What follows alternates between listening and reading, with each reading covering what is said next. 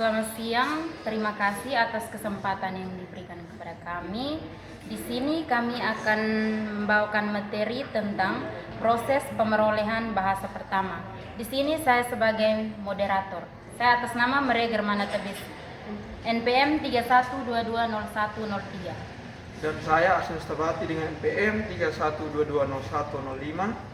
Dan saya Maria Krisanti Oki dengan NPM 31220075. Saya Maria Klemisihane dengan NPM 31220088. Langsung saja materi pertama, proses pemerolehan bahasa. Proses pemerolehan bahasa pertama terjadi apabila kanak-kanak yang sejak semula tanpa bahasa kemudian memperoleh bahasa. Mendefinisikan pemerolehan bahasa ketika dia memperoleh bahasa pertama atau bahasa ibu.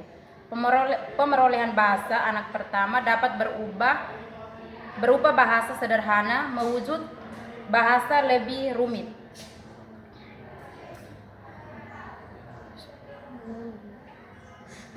Pengetahuan mengenai pemerolehan bahasa awalnya diperoleh melalui catatan harian pada orang tua yang juga memprofesi sebagai penelitian psikolinguistik.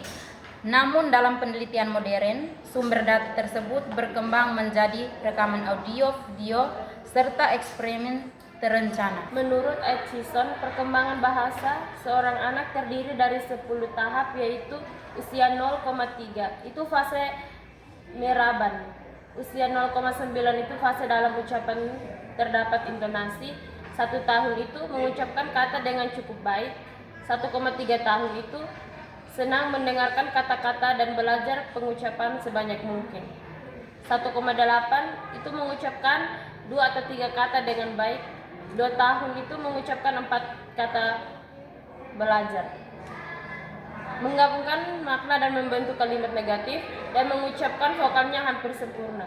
5 tahun itu struktur morfologi sempurna. Kalau 10 tahun sudah bisa bicara. Pengetahuan mengenai pemerolehan bahasa awalnya diperoleh melalui catatan harian para orang tua yang juga berprofesi sebagai peneliti psikolinguistik. Namun dalam penelitian modern, sumber data tersebut berkembang menjadi rekaman audio, video, serta eksperimen terencana.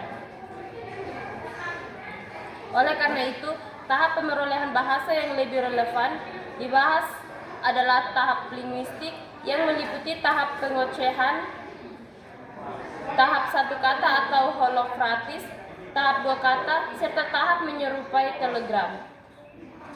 1. Tahap vokalisasi bunyi. Itu kurang lebih 6 minggu.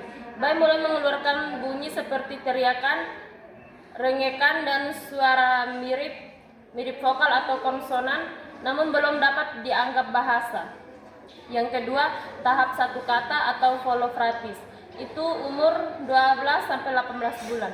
Anak menggunakan kata tunggal untuk menyebut benda, mengungkapkan keinginan atau perasaan, kosakata terbatas pada bunyi yang mudah diucapkan. Yang ketiga, tahap 2 kata itu 18-20 bulan.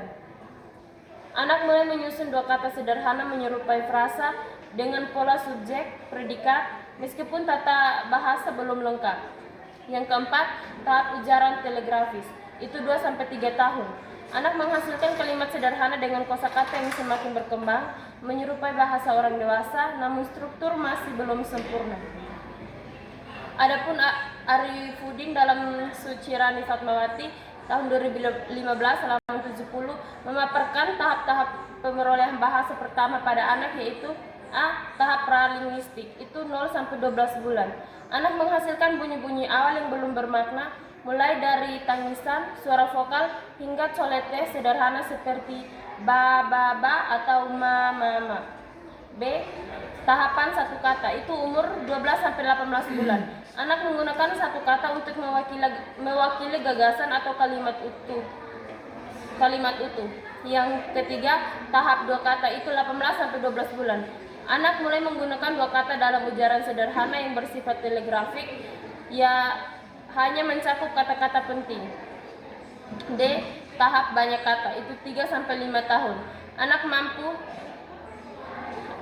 Anak mampu membuat tuturan lebih panjang dengan tata bahasa lebih teratur sehingga bahasa menyerupai bahasa orang dewasa.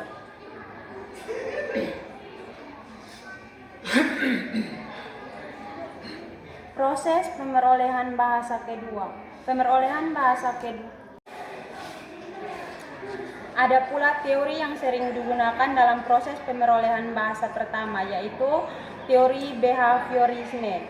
Bahasa dipandang sebagai perilaku yang terbentuk melalui hubungan stimulus-respons dan diperkuat dengan reinforcement atau penguatan.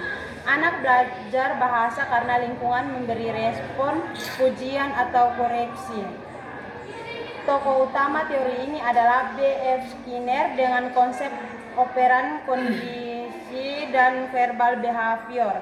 Namun teori ini dikritik oleh Chomsky karena tidak mampu menjelaskan kemampuan manusia menghasilkan kalimat baru yang belum pernah didengar sebelumnya. Teori kognitivitisme. Bahasa dianggap sebagai bagian dari perkembangan kognitif anak. Perkembangan bahasa mengikuti kematangan intelektual, di mana anak awalnya memahami dunia melalui indera, kemudian mulai menggunakan simbol untuk mempresentasikan objek hingga berkembang menjadi kata-kata. Tokoh penting teori ini adalah Jean.